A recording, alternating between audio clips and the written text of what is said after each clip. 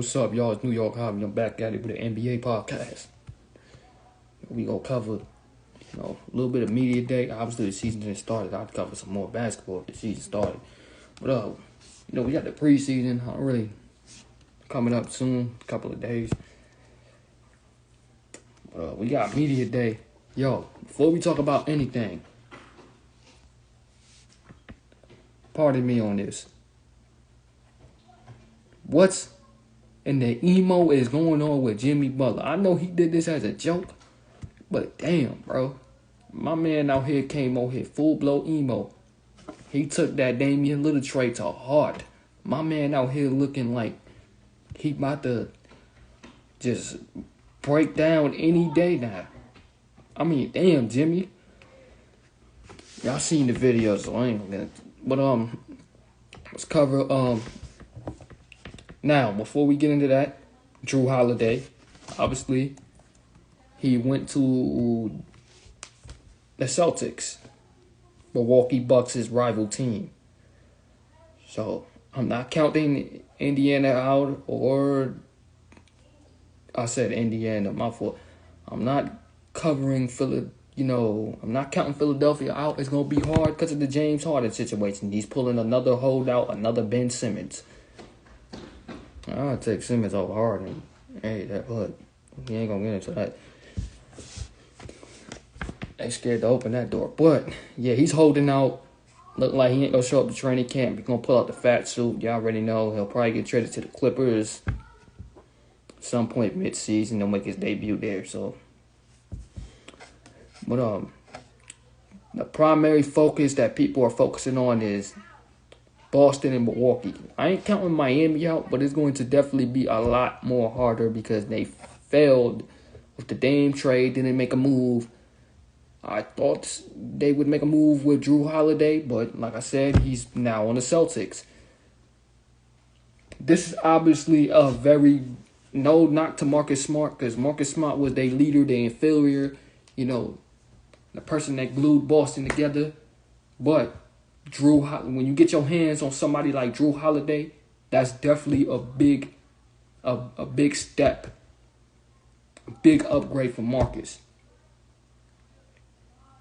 Holiday, who they call, and I quote from other sources, and as many people say, the best defender in the NBA. You get Jrue Holiday, the best defender in the NBA. That's a big boost for Boston, if you ask me. So they ain't out of it yet. But it's definitely going to be a much more complex battle between Boston and Milwaukee.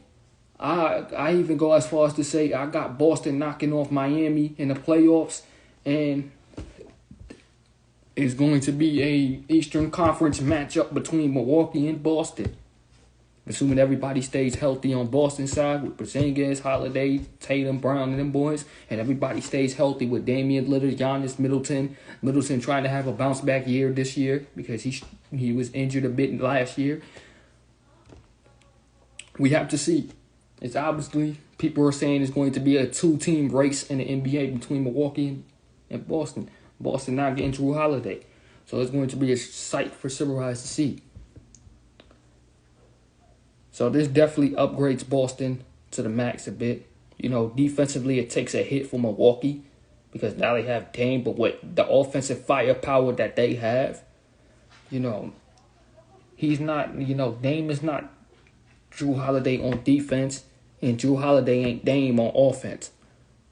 But it looks like it's going to be a two-team race. I ain't counting Miami out now, but it's definitely going to be way harder. Way, extremely harder. So now these teams in the East got to make a move to compete with these guys, especially Philadelphia. We don't know what's going to happen with James Harden. We have to see what is going to happen there. We need to see what they're going to do with that, because James Harden, and I'm looking this stuff up, he ain't report to training camp or media day. And it looks like he's going to be holding out and pulling the Ben Simmons thing, and he's going to be pulling his fat suit out shortly. He's going to be bringing the suit out. So he's going to be awaiting for a trade. He's got 30 days before they start dropping them fines. So hopefully they come with an agreement for him to show up and play so he can get his trade value up and then trade him later in the season, or he will just hold out at all cost. But an Asian player who has not been as much healthy for the last 2 seasons, I don't know. Like, what can we get from that? That definitely does not help the Clippers' cause if he gets traded to there, which I'm expecting that will happen. I would rather keep Russ over James, but at this stage of his career, obviously. But, I mean, we have to see what's going to happen with that, him holding out. We had the Nets with the media day, the Lakers with the media day. I spoke about the Ben Simmons situation. I think he will bounce back. He looks healthy. He doesn't look like he's being bothered by the whole Philly thing. It looks like he's putting the past behind him, and he's going to have a successful bounce back season.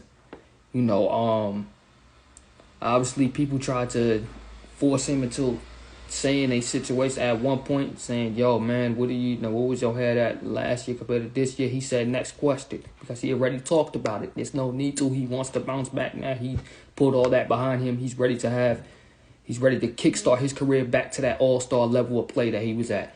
I wish him nothing but the best. I'll be watching. All Around the NBA podcast. What's up, bro? Much love to you guys. I watch y'all podcasts, bro. Y'all be doing y'all thing out there, man. But I'm expecting Ben Simmons to have a bounce back. Yeah, I wish him nothing but the best. We got the Suns. They had their stuff. We need to see what is going to happen with Phoenix this year. It looks like the Phoenix is trying to have a much better season compared to what they had last season. They're going to be running the offense through Bradley Beal. We got to see how Bradley Beal's going to look at that point guard level, because we know he's played the shooting guard level his whole entire career in Washington. Now he with Phoenix. He going to be playing that point guard position. We got to see what they're going to do. Denver. We got to see if they're going to repeat this year. Lakers. We're going to see if they're going to bounce back this year and see if they're going to make it to the finals this year. We got, contending teams. We got Memphis. We got Denver. We got, we got all these contending teams, bro. We got Golden State, by the way. It looks weird. Chris Paul on the Warriors with the jersey, but hey, we're gonna let it slide. We're gonna see what goes on, and we're gonna see. We're just gonna let Golden State play out. I'm not gonna talk too much about that. We're just gonna see how that's going to play out with that particular process with CP3 on Golden State. Is he gonna be a backup point guard, running with the bench players, coming off the bench with the secondary unit, or is he going to be starting at, is he going to take Klay's spot? I don't think he's going to take Klay's spot now. I think Klay will definitely be starting full health season of healthy, back playing pickup basketball, working on his craft and all that. I don't think he's taking Klay's spot. Klay is going to have a much, much, much better year now that he's had a full 82-game season under his belt. Obviously, when he first came back from the ACL and Achilles, he only played 32 games. He played a full season this year, 69 and better.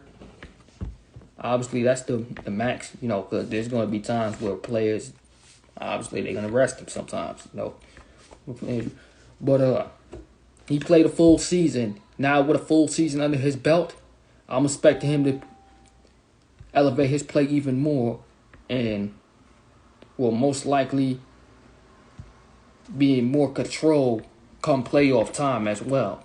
Obviously he struggled a bit in the playoffs since he's been back, but I'm expecting him to be 100% back to that elite level of play that he was prior to the injuries. Now that he's got the full season back under his belt, a full off season of work, a full off season of playing basketball and getting his stuff right, working on his craft. I've seen his videos.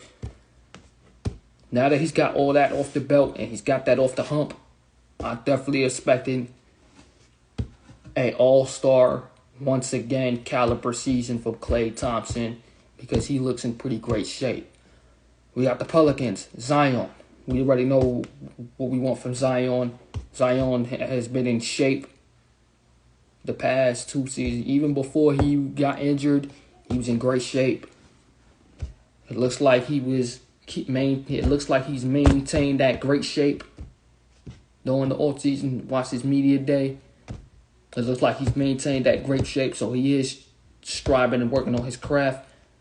We already know what we want from him. Play a full 82-game season, something he hasn't did since 2021. I wish nothing but the best from them guys. We got a whole lot of basketball to cover. We got media day coming up. Not media day. We got preseason coming up. You got to see from all other teams what they're going to do. You know, we got, by the way, I wasn't surprised by Kevin Durant saying that he wants to we will be playing for the Olympics this year because he's committed. He's committed. He said it years ago when he first made his debut for Team USA that he was going to be playing for the Olympics until his career is over, and committed to playing for Team USA until his career is over.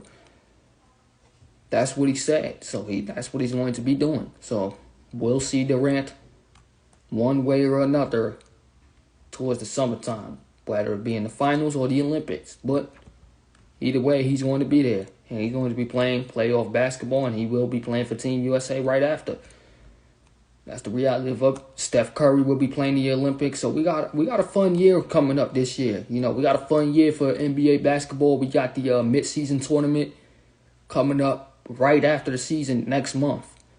And it will end in December. I'm not a big fan of the in-season tournament, but we'll see how it plays out. We got that. We got a lot of basketball to cover. I really want to see how Fred VanVleet is going to work on the Rockets.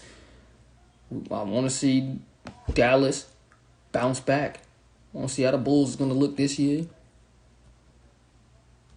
So we have a lot of playoff. We got a lot of basketball to come up, preseason basketball. We got a lot of great things to see here when it comes to basketball here. It looks like it's definitely going to be a fun year, much fun year.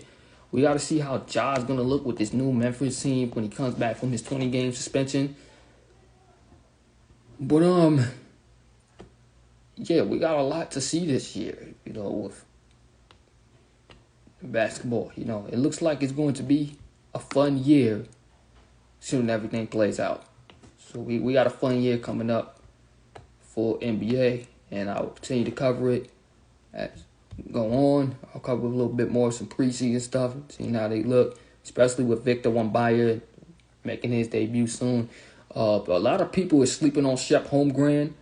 Looking at this list here, we got a preseason matchup between Spurs and the Thunder. It looks like Shep is going to be playing Victor. So we're going to see how that looks. Sorry, I froze for a second. It looked like it's going to be first of many matchups, as I said, on the 9th of October. We got Victor versus Chef. Chef is going to be a sleeper for sure. I've seen he's got his body worked on his game. It looks like Chef is going to be having a great rookie season. This will be his first NBA season as well. I'll continue to cover as we continue. And that's it for the NBA right now. And I will cover more with the preseason as we continue.